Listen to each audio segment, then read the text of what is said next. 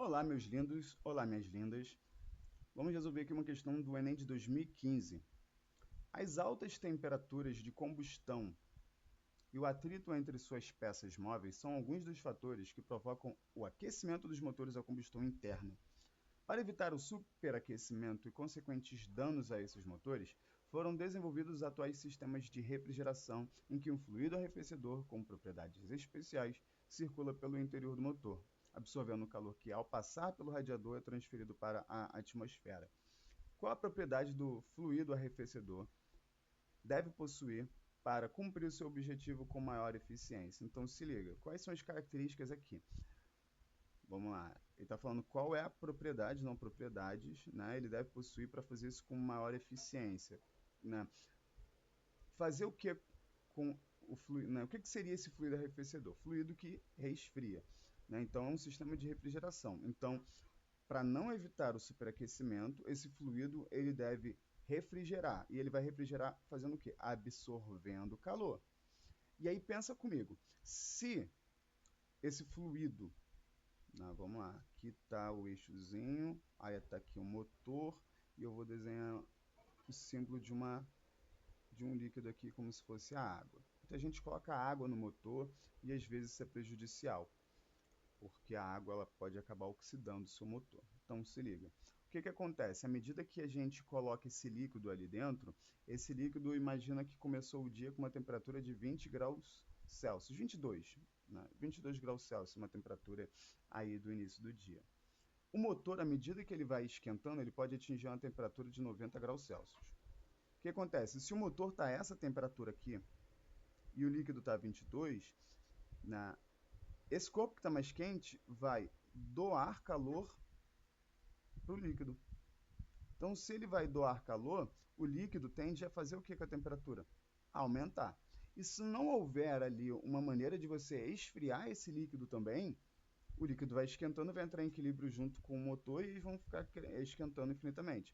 Por isso que a água passa pelo radiador, não, uma serpentina, você liga ali a ventoinha e o radiador ele tem umas gradezinhas, né, que é para aumentar o contato com o ar, para transferir calor para a atmosfera, né, para o ar que está do lado de fora, consequentemente está mais frio do que a temperatura de 90 graus Celsius. Perfeito? Então, o que basicamente a gente tem? Se a água ela vai esquentar, se ela esquentar muito rápido, se ela absorver um pouquinho de calor e logo esquentar, isso não vai dar bom. Perfeito? E aí, se a gente está sabendo que essa temperatura ela vai aumentar, né, essa temperatura vai variar desse líquido, então significa que a gente tem uma característica chamada de calor sensível. Esse calor sensível depende da massa do líquido, do calor específico do líquido, vezes a variação de temperatura. Então, a quantidade de calor fornecida vai ser fornecida pelo motor. A massa é uma massa fixa de líquido que está ali dentro, né? Se você colocar muito líquido, o líquido vai, né, no que ele recebe calor e tal, pode acabar estourando ali, né? Se você encher acima do máximo permitido, ele pode acabar estourando o local de armazenagem. E aqui a variação de temperatura, o máximo que ele vai poder atingir, vamos dizer assim, para que a temperatura do motor não superaqueça, é uma temperatura um pouco acima de 90, mas vamos utilizar esse 90 aqui para parâmetros de compreensão. Então, qual desses fatores aqui depende apenas do líquido em si? É esse calor específico que depende, né, apenas da característica da substância. Beleza? A massa, né, que seria consequentemente aí o volume, vai estar ali dentro do recipiente. Então, não importa qual líquido, não importa qual seja a substância que esteja ali dentro, a massa vai ser fixa. Assim como a variação de temperatura. O líquido vai entrar em uma determinada temperatura e vai esquentar até 90. Então, não depende da substância. Beleza? E aí, por consequência, o que vai fazer com que tenha maior eficiência isso seja o fato dessa substância ter alto calor específico, porque quanto maior for o calor específico dela, mais energia ela vai precisar receber para esquentar. Beleza? Aí vamos lá, alto calor latente de fusão. Fusão aí seria o ato de você sair do sólido para o líquido. Você não vai colocar gelo ali dentro, você vai colocar um líquido, você não vai colocar um material congelado. Sólidos eles não fazem um movimento de convecção tão bom quanto líquidos. Na verdade, eles não fazem.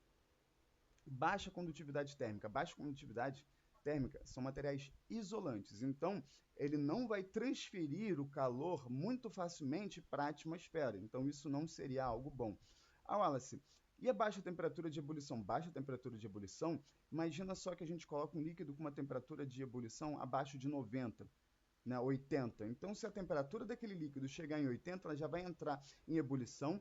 Vapor ocupa um volume maior com a mesma massa do que líquido e poderia pressionar muito mais ali o recipiente onde esse líquido é armazenado. E a letra E, alto coeficiente de dilatação térmica. Quanto maior for o coeficiente de dilatação térmica, mais aquele líquido vai se dilatar, mais ele vai aumentar de volume, e a gente também não quer isso.